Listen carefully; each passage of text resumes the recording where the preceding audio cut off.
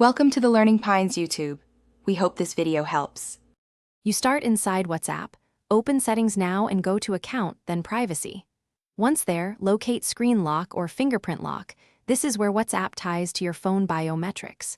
Make sure your device biometric is active and unlocked so WhatsApp will display the toggle. You do this step first to expose the actual control. It prevents unnecessary steps later. If you don't see the option, make sure WhatsApp updated. Then restart the app and revisit settings before moving forward.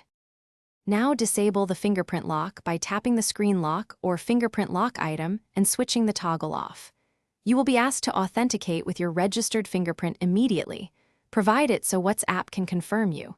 If your phone instead requests a PIN or pattern, enter that to authorize removing the biometric association.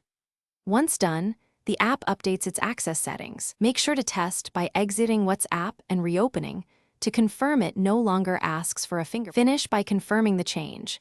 Exit WhatsApp, then reopen and verify there is no fingerprint prompt. If WhatsApp still demands biometric access, make sure the toggle remained off, then clear the app cache or reinstall WhatsApp to reset stored settings.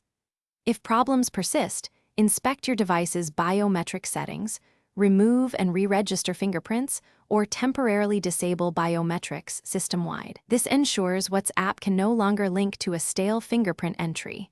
One tip: backup chats before reinstalling to avoid data loss. Thanks for watching. Consider subscribing if we helped you.